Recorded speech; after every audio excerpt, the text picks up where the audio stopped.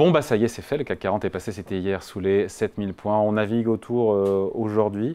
Est-ce qu'on va s'enfoncer sur des points plus bas? Est-ce qu'on peut rebondir? On en parle avec vous, Wilfried Galland, bonjour. Bonjour David. Directeur stratégiste chez Montpensier Finance. Alors, ce qui fait flipper, entre guillemets, ce qui trouble les investisseurs, c'est cette poursuite de la hausse des taux souverains américains. Pardon, on est quasiment à 4,80. On se dit que ça monte vite là maintenant. Oui, c'est un peu ça. C'est-à-dire qu'en fait, pendant très longtemps, on a eu ce krach obligataire, hein, cette remontée extraordinairement élevée des taux d'intérêt. On était à 1% sur le 10 ans américain il y a encore un an. Voilà, 2 ans, hein. voilà, exactement. Mais finalement, ça n'inquiétait pas véritablement parce qu'on se disait les taux longs par rapport aux taux courts progressent moins. Ça veut dire que oui, les banques centrales sont très agressives, mais elles le sont finalement essentiellement en rhétorique. Elles gèrent les anticipations des acteurs. Mais ça ne va pas aller au-delà. Les taux souverains courts montent très fort, les taux souverains longs montent, mais plus doucement. Et ce qui est important finalement, ce sont les taux longs pour l'économie. Donc finalement, l'économie l'absorbe, ce n'est pas un problème. Et on se rend compte de deux choses. D'une part que effectivement, les banquiers centraux ont une approche qui est asymétrique, c'est-à-dire lorsque j'ai de bonnes nouvelles sur l'inflation, je stabilise les taux, et si j'ai de mauvaises nouvelles, je les monte. Mais donc, on attend peut-être un peu plus de symétrie. Donc, on prend en compte ce genre de choses. On prend en compte aussi le fait qu'on va avoir beaucoup de refinancement d'État en particulier à venir, avec moins de support de banquiers centraux. Et donc, il y a quand même un danger que le refinancement se passe moins bien.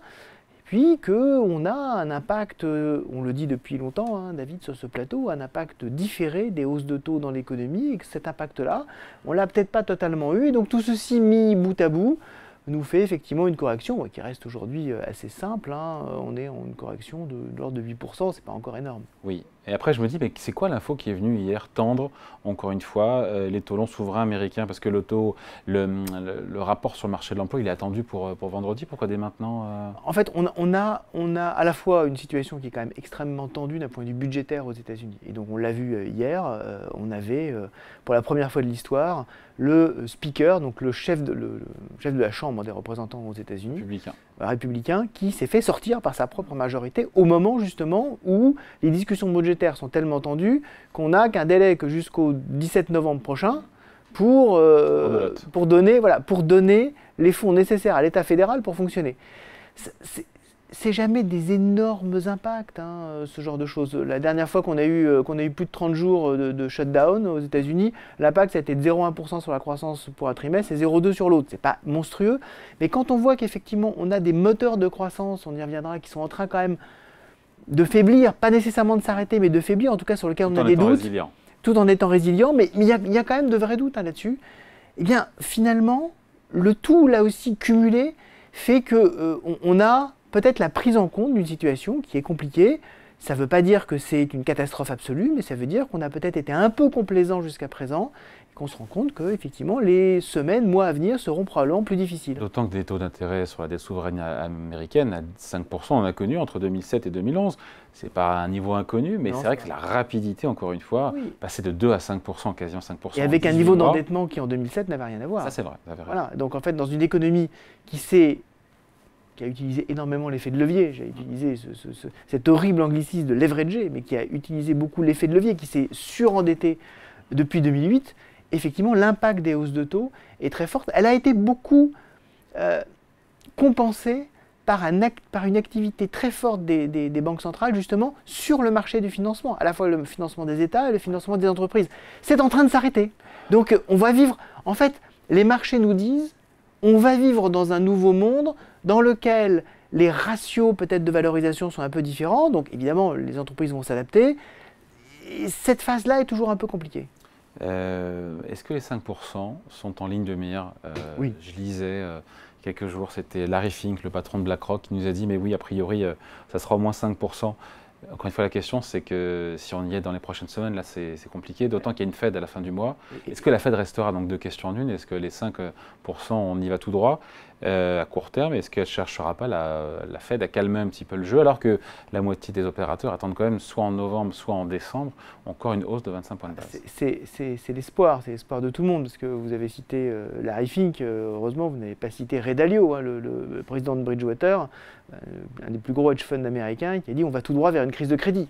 Donc là, ce serait effectivement très important. Et effectivement, on a des seuils. C'est d'ailleurs assez intéressant sur le marché, on a des seuils psychologiques qui ne correspondent pas nécessairement à des seuils techniques par les analystes. 5% c'est psychologique. De la même façon, ce matin, en Europe, on a atteint 3% sur le 10 ans allemand. C'est la première fois depuis 2011. Le seuil de 3%, c'est un seuil qui est quand même très important. Alors, en France, ça fait très longtemps qu'on l'a franchi, mais 3%, c'est important. Pareil pour 5%.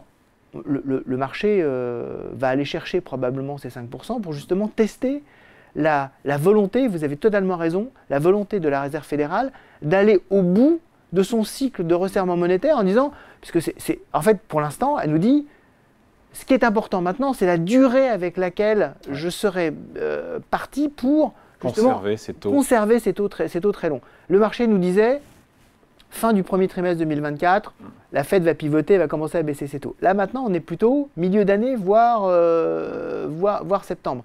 La question qui se posera et qui va déclencher inéluctablement un retour de l'optimisme sur les marchés, c'est ce fameux pivot vocal de la Fed, ce retour de ce que j'appelle le retour de la symétrie. Vous dites le retour de la prudence, c'est vrai, c'est le retour de la prudence, mais c'est le retour de la symétrie tout simplement. C'est-à-dire, si j'ai des bonnes nouvelles sur l'inflation et en même temps une économie qui flanche un peu, je suis prêt à baisser les taux, je ne suis pas prêt à les laisser. Ça, c'est la logique marché banque centrale. Après, une logique aussi de placement, d'opportunités, d'alternatives. Ouais. Pardon, mais c'est très bien, 5% sur des bons du Trésor américain confortable. Sans risque. C'est confortable. Franchement, c'est sexy. Quoi. Ça explique aussi largement. Au détriment des actions. Exactement. Le fait qu'aujourd'hui, on a des seuils qui sont franchis.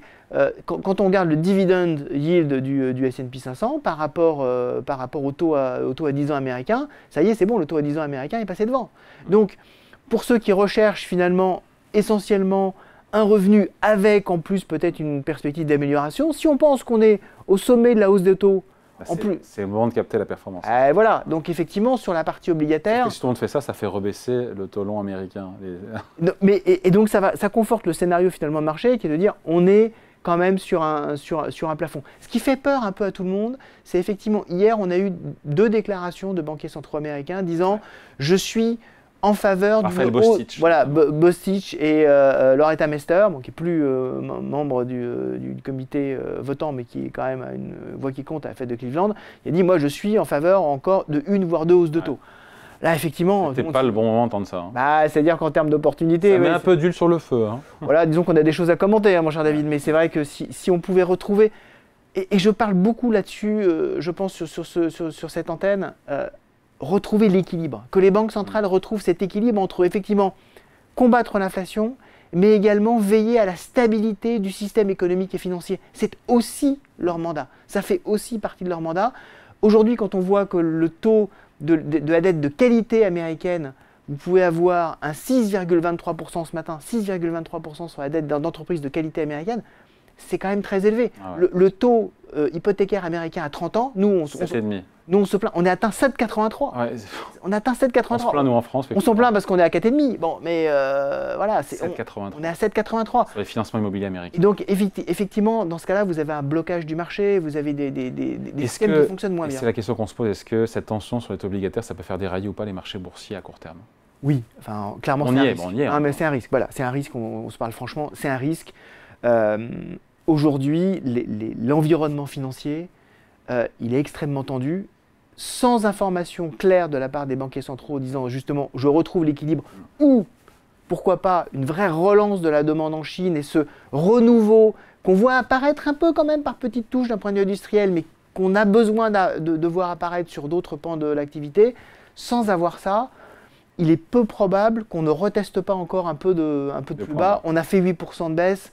Aller jusqu'à au moins 10%, voire un peu plus, ce serait quand même pas complètement illogique compte tenu de la situation. Ce ne serait pas une purge, étant passé. Exactement, ce serait une correction tout à fait normale. On a juste perdu l'habitude. On a perdu l'habitude. Elle est au-delà de la normalité d'une correction, c'est possible aussi? C'est possible si effectivement on a la conjonction de banquiers centraux un peu aveugles et d'une tension très forte sur... des éléments de financement, par exemple sur l'immobilier américain ou de propagation des problèmes de l'immobilier chinois à d'autres éléments de la zone. Qu'il ne faut pas exclure. Qu'il ne faut pas exclure. Moi, je reste effectivement aujourd'hui, mon message, c'est quand même encore aujourd'hui un message de prudence. Allez, merci beaucoup. Point de vue signé Wilfried Galland, directeur stratégiste chez Montpensier Finance. Merci. Merci à vous.